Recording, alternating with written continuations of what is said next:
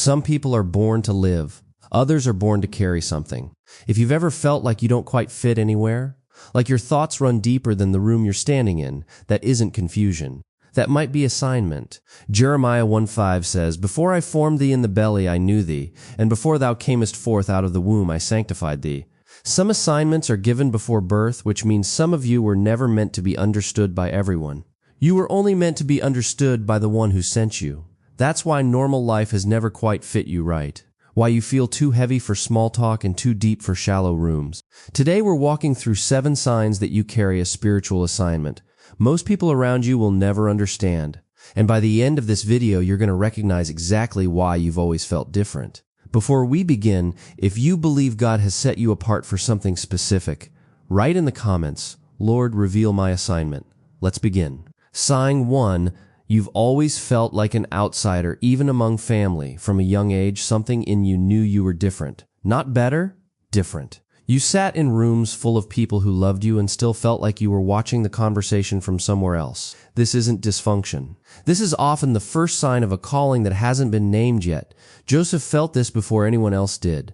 His own brothers noticed something set apart about him long before they understood what God was doing.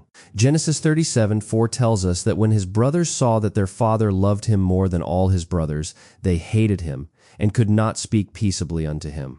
The distance you feel isn't rejection of you. Sometimes it's the atmosphere around an assignment nobody has recognized yet, including you.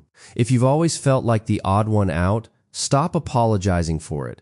It may be the first fingerprint of your calling. Sign 2, you carry burdens for things that aren't yours. You cry over situations that have nothing to do with you.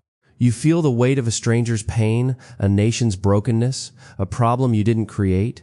People around you move on quickly, you can't. Something in your spirit won't let you look away. That is not oversensitivity, that is intercession. Nehemiah wept and mourned for days over a wall. He hadn't built in a city he wasn't even living in. Nehemiah 1:4 says he sat down and wept and mourned certain days and fasted and prayed before the God of heaven. That burden was the beginning of his assignment, not the distraction from it. If you carry weight for things that don't directly touch your own life, God may be showing you what he's about to use you to repair. Sign 3, you receive warnings and discernment others miss. You sense danger in a room before anything happens. You feel uneasy about a decision before it goes wrong. You know something is off, even when you can't explain how. People call it intuition. But for someone carrying a spiritual assignment, it's often discernment, a gift given specifically to protect what God is building through you. 1 Kings 19 shows Elijah hearing what others couldn't, the still small voice, when the wind, earthquake, and fire had already passed. Discernment isn't paranoia. It's spiritual radar given to people who are meant to navigate territory others can't see. If you've been shutting down that sense because it feels strange to others, stop. It was never meant to make sense to everyone. It was only meant to protect you. Sign 4. You face resistance the moment you try to grow. Every time you try to move forward, something interrupts. Every time you get close to a breakthrough, obstacles appear from nowhere. This isn't bad luck. Assignments attract resistance because they threaten territory the enemy already controls. When Nehemiah began rebuilding the wall, Sanballat and Tobiah didn't ignore him. Nehemiah 4:8 says they conspired together to come and fight against Jerusalem and to hinder it. Resistance is often proof you're building something worth attacking. If your path forward keeps meeting friction that other people's paths don't seem to meet, don't assume you're doing something wrong. Assume you're carrying something significant. Sign 5, you've been prepared in secret, away from an audience. Nobody clapped for your growth. Nobody saw the years you spent studying, praying, healing, and becoming. That silence wasn't neglect, that was formation. Moses spent 40 years herding sheep in the wilderness before he ever stood in front of Pharaoh. Exodus doesn't skip that season, it requires it.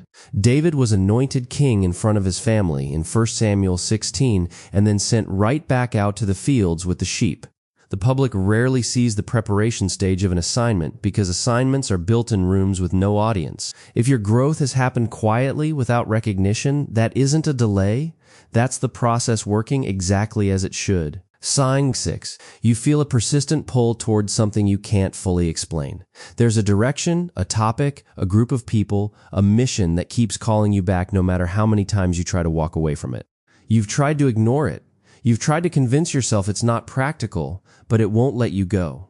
Jonah tried to run in the opposite direction of his assignment, and Scripture tells us in Jonah 1:17 that even the storm and the great fish were used to turn him back toward what God had called him to do. A real assignment doesn't disappear because you resist it. It waits for you. If there's a pull on your life that has survived every attempt you've made to escape it, that isn't obsession that's calling. Sign 7, you sense there's more. Even when life looks complete by every outward measure, your life could look settled. Stable job, stable relationships, stable routine, and yet, deep inside, something keeps whispering, there's more. That restlessness is not ingratitude.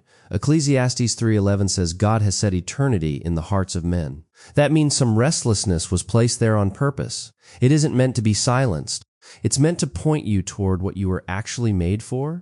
Paul described it as pressing toward the mark for the prize of the high calling of God in Philippians 3:14. If comfort has never fully satisfied you, that isn't a flaw in your character. That's evidence that you were built for something beyond comfort. If these 7 signs describe your life, understand this. You were never meant to be understood by everyone around you. You were meant to be understood by the one who assigned you. Some people are called to blend in. Others are called to carry something heavy enough that most people will never fully grasp it. And that's all right. Moses wasn't understood by Pharaoh's court. Joseph wasn't understood by his brothers. Jesus wasn't fully understood by his own family. But every single one of them was understood by God, and that was always enough. So stop shrinking to be understood by rooms that were never built to hold your assignment. If this word confirms something in your spirit today, write in the comments, Lord, I accept my assignment. And if you know someone who has always felt different, someone who needs to know their weight is a calling and not a burden, share this video with them today. Make sure you're subscribed so we can keep growing together in biblical wisdom every single day. God bless you deeply, my brother, my sister. Until next time.